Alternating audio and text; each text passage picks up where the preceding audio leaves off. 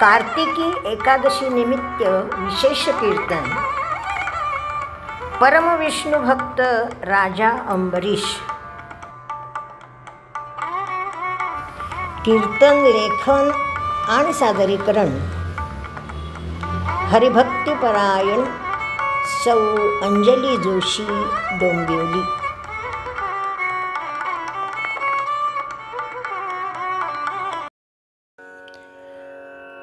पूर्वरंगामध्ये भक्तिमार्गानेच मुक्ती कशी मिळवता येते हे आपण पाहिलं. त्याचं उत्तम उदाहरण म्हणजे श्रेष्ठ विष्णुभक्त राजा अंबरीश. संपूर्ण कार्तिक महिना कृष्ण आणि विष्णू भक्तीसाठी उत्तम मानला जातो हे जरी खरं, तरी कार्तिकी एकादशी म्हटलं की राजा अंबरीशाचं एकादशी व्रत आठवतं. कोण होता हा अंबरीश राजा? ज्याच्या थोर भक्तीमुळे त्याला त्रास होऊ नये म्हणून त्याला दिलेला शाप स्वतःवर ओढवून घेत विष्णूंनी दशावतार घेतले.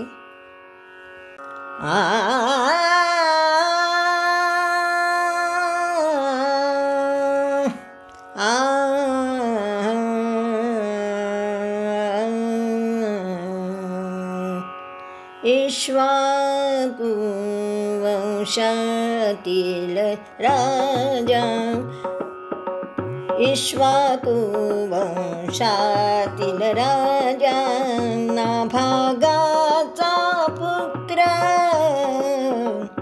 कार्तिक मासी श्रवण करावे, कार्तिक मासी श्रवण करावे, पुण्यप्रद चरित्र, पुण्यप्रद चरित्र, हो पुण्यप्रद चरित्र. इक्ष्वाकु वंशातील नाभाग राजाचा पुत्र अंबरीश हा अत्यंत पराक्रमी, दानशूर, धर्मपरायण, प्रजावत्सल व संत सज्जनांचा सहवास प्रिय असणारा असा राजा होता. पृथ्वीवरील सप्तद्वीपावर त्याचं राज्य होतं, पण त्याला जराही अहंकार नव्हता. तो अत्यंत कनवाळू, क्षमाशील आणि सर्वात महत्त्वाचं म्हणजे तो परम विष्णू भक्त होता. नित्यनियमाने ध्यानधारणा करीत त्याने अनेक यज्ञही केले होते. भाग्याची गोष्ट म्हणजे त्याची पत्नी देखील त्याला अनुकूल अशीच होती. ती पण श्रेष्ठ विष्णुभक्त होती. अहो, त्या दोघांनी मिळून विष्णूंना प्रसन्न करून घेण्यासाठी साधन द्वादशी व्रत केलं होतं. ती गोष्ट आज कार्तिकी एकादशीच्या निमित्ताने ऐकायची आहे.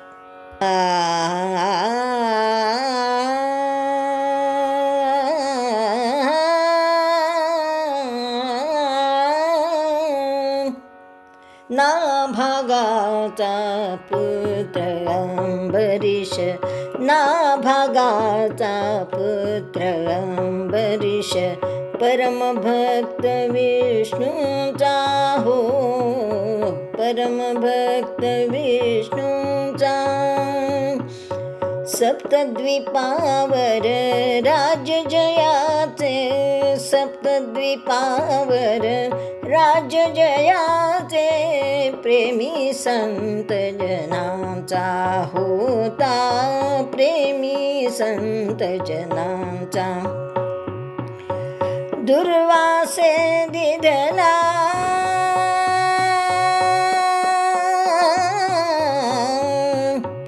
दुर्वासे दिधला शाप त्या हरीने धारियला, शाप हो हरीने धारियला.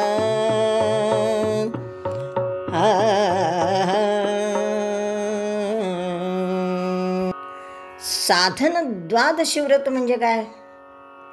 अहो, कार्तिक महिन्यातल्या एकादशीला सुरुवात करून संपूर्ण वर्षभरात एकादशी व्रत करत करत पुढच्या कार्तिक महिन्यातील द्वादशीला या व्रताचं उद्यापन करायचं. आमच्यासारखे एकादशी आणि दुप्पट काशी असा उपवास नाही बरं का. दशमीला सूर्यास्तानंतर पोटात अन्न जाता कामा नये. दुसऱ्या दिवशी एकादशीला जलप्राशन सुद्धा नाही. म्हणजे निर्जळी एकादशी करायची आणि दिवसभर फक्त हरीचं नामस्मरण.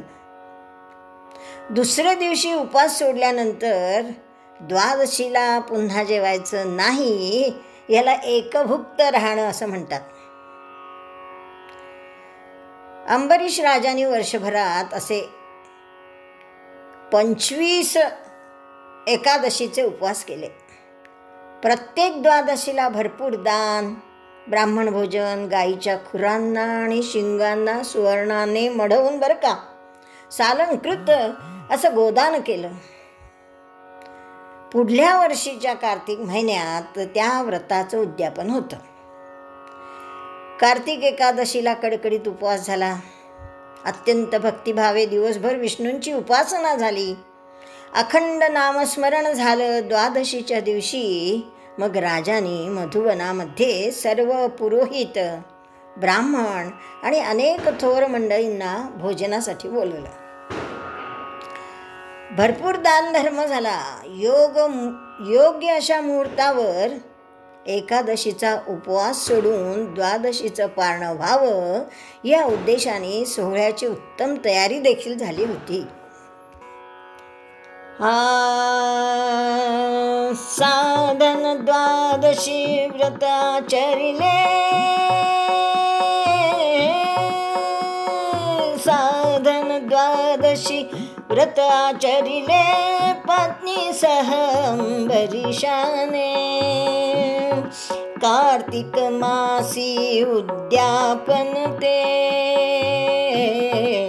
कार्तिक मासी उद्यापन ते, मधुबनी पूजनी कृष्णा ते. ऋषी दुर्वासाचे आगमन भासे भाग्याचे.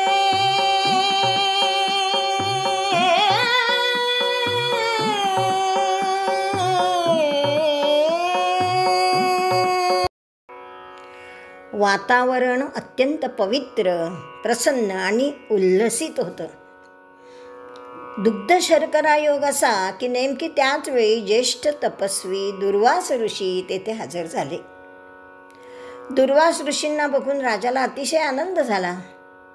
त्यांचं पाद्यपूजन आणि यथोचित आगत स्वागत करून राजा म्हणाला, यावं यावं दुर्वास मुनी, माझं भाग्य थोर, म्हणून आज माझ्या या साधन द्वादशी व्रताच्या उद्यापनाच्या वेळी आपण उपस्थित झालात. द्वादशी पारणाची सर्व तयारी झालेली आहे. आपण नदीवर स्नान करून यावं, तोवर भोजनाची पानं वाढली जातीलच. दुर्वास ऋषींनी आनंदाने होकार दिला आणि स्नानासाठी ते यमुना नदीवर गेले. मात्र त्यांना परत यायला उशीर व्हायला लागला. राजा त्यांची शांतपणे वाट पाहत होता. मात्र इतर पुरोहित आणि ब्राह्मण मंडळी द्वादशीचा मुहूर्त टळणार की काय या चिंतेने अस्वस्थ झालेले होते. द्वादशीचं पारणं करताना द्वादशी संपण्यापूर्वी उपास सोडणं आवश्यक असतं. तो मुहूर्त चुकला तर केलेल्या सर्व एकादशी व्रताचे पुण्य लयास जाणार. वर्षभर केलेले व्रत असफल होणार. संकल्प सिद्धीस जाणार नाही, अशी परिस्थिती निर्माण झाली. दुर्वास ऋषी येण्या अगोदर उपवास सोडणं राजाच्या मनाला पटेना. मोठा पेच पडला होता. शेवटी इतर श्रेष्ठ ऋषी मुनींच्या, सर्व पुरोहितांच्या मतानुसार राजाने केवळ तीर्थप्राशन करावं, ब्राह्मणांना जेवू घालावं आणि स्वतः मात्र दुर्वासांबरोबर अन्नप्राशन करून उपवास सोडावा असा निर्णय घेतला गेला. केवळ द्वादशी मुहूर्त टळू नये म्हणून राजाने फक्त तीर्थप्राशन केलं. झालं, ब्राह्मणांची पंगत बसली आणि तेवढ्यात दुर्वास मुनी स्नान करून आले. पाहतात तो काय, सर्व लोक पानावर बसलेले. झालं, संताप झाला ऋषींचा. एरवी सुद्धा दुर्वास ऋषी अत्यंत कोपिष्ठ म्हणूनच प्रसिद्ध आहेत म्हणा.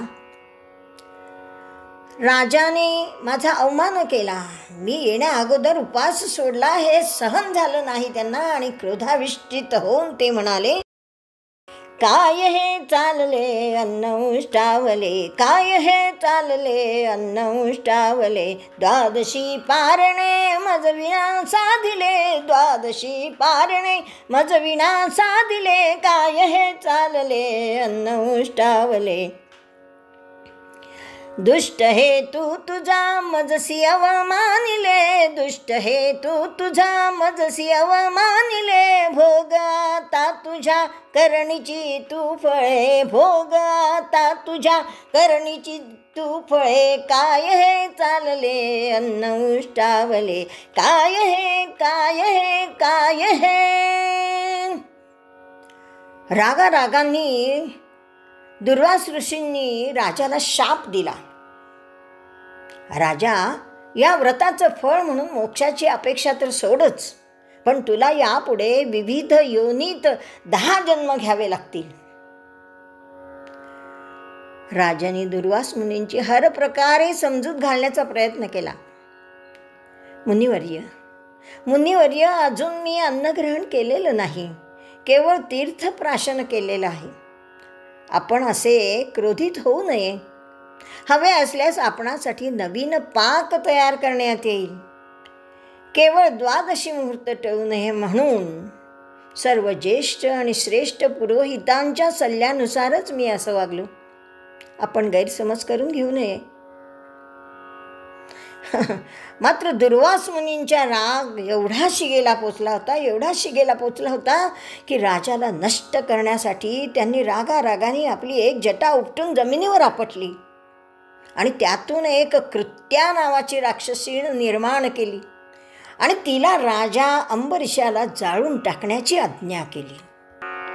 क्रोधाविष्टित मुनीने,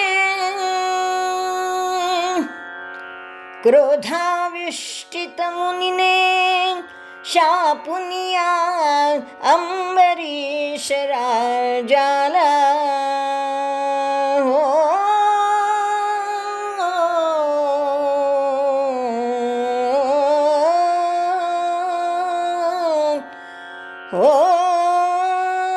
क्रोधाविष्टित मुनीने शापुनिया अंबरीश राजाला, करण्या भस्मतयाचे हो, करण्या भस्मतयाचे, निर्मियले त्वरित दुष्ट कृत्येला. रामा राम राम हरे हरे, रामा राम राम राम हरे हरे, रामा राम राम राम सीतापते, राम राम.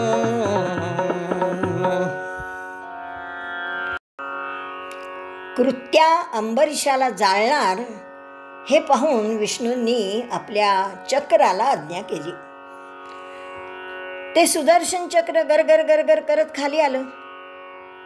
त्याने त्या कृत्येला क्षणार्धात जाळून टाकलं आणि आता ते चक्र दुर्वासांच्या मागे लागलं. दुर्वास घाबरून धावत सुटले. दुर्वास धावतायत आणि चक्र त्यांच्या मागे मागे धावतंय. दुर्वासांची अक्षरशः फजिती झाली. पळता भुई त्यांना अगदी थोडी झाली.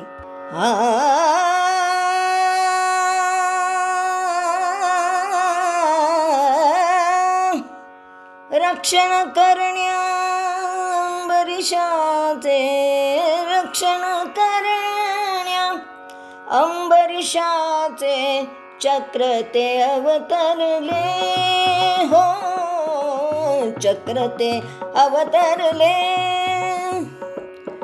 क्षणात जाळून कृत्येला त्या, क्षणात जाळून कृत्येला त्या, दुर्वासा धरिले चक्राने, दुर्वासा धरिले.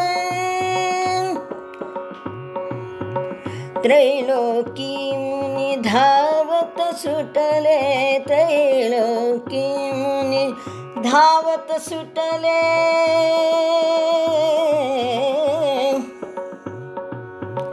त्रैलोकी मुनी धावत सुटले, सोडा मज वदले देवा, सोडा मज वदले. हे सोडावा मज वदले. ब्रह्मा शिव न विष्णू स्वये, ब्रह्मा शिव न विष्णू स्वये. थांबवू न शकले चक्रा, थांबवू न शकले चक्रा, थांबवू न शकले.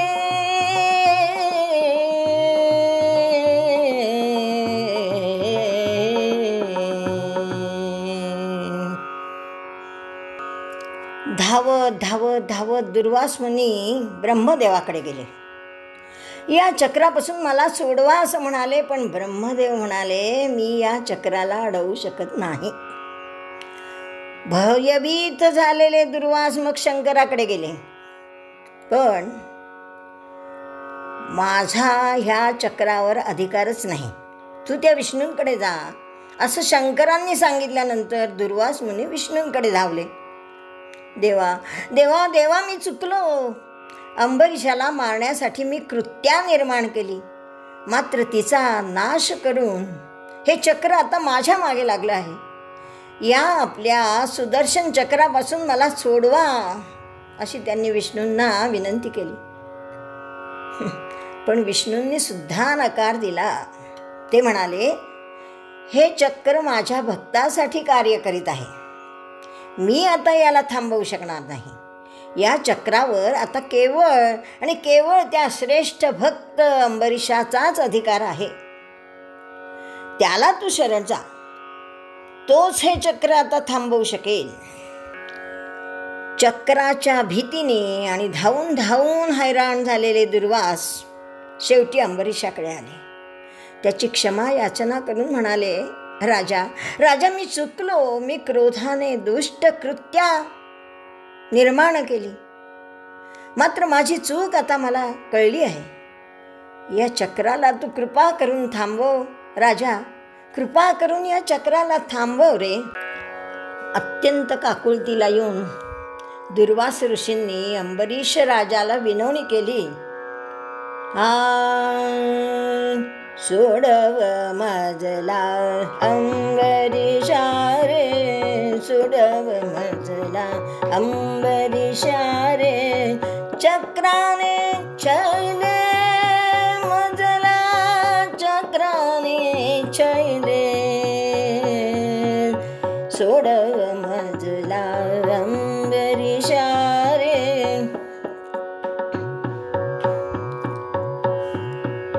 कले मजला मी अपराधी, कले मजला मी अपराधी.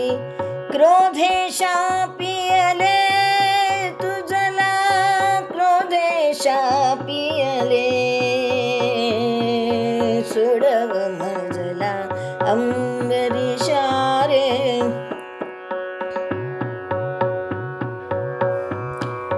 शरण तुला मी अभय मला दे, शरण तुला मी अभय मला दे. चक्रावर रे राजा, चक्रावर रे राजा, चक्रावर रे.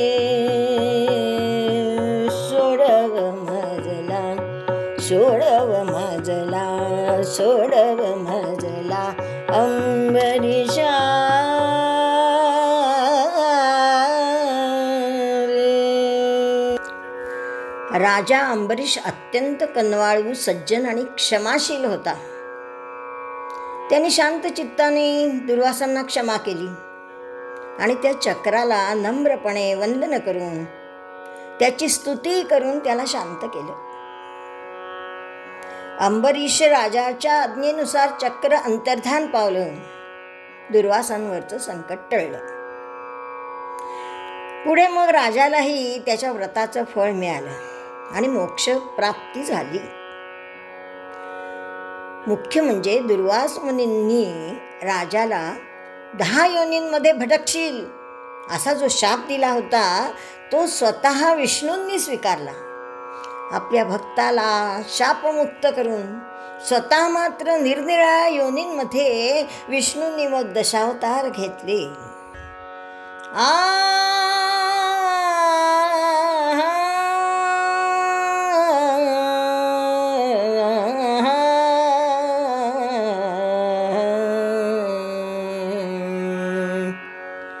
क्षमाशील त्या अंबरीशाने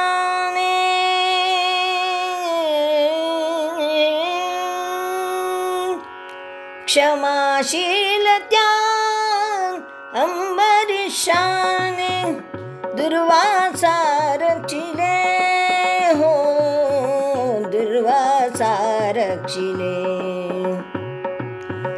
स्तुती गावोनी प्रार्थना करुनी स्तुती गावोनी प्रार्थना करुनी चक्रा शांतविले त्याने चक्रा शांतविले त्याने चक्रा शांतविले. श्रेष्ठ ऐशा भक्तीला मग फळ हो ऐसे आले. दशजन्मीच्या शापालाही दशजन्माच्या शापालाही हरिने धारियले त्या हरिने धारियले हरिने धारियले.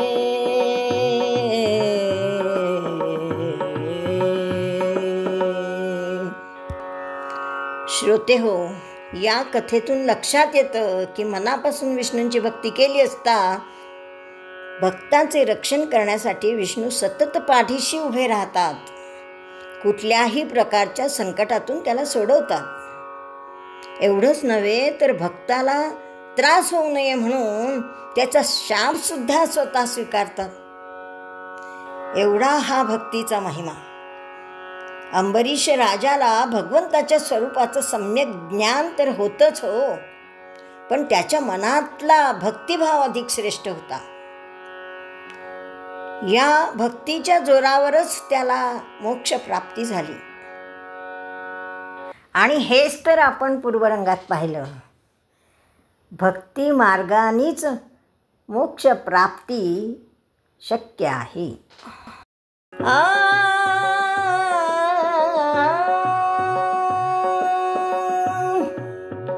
भक्ती वेगळे जे ज्ञान तेथे कैसे समाधान. भक्ती वेगळे जे ज्ञान तेथे कैसे समाधान. म्हणून भक्ती पंथे लागा प्रेम राघोबासी मागा. म्हणून भक्ती पंथे लागा प्रेम राघोबासी मागा. भक्ती वेगळे जे ज्ञान तेथे कैसे समाधान. तेथे कैसे समाधान. तेथे कैसे समाधान.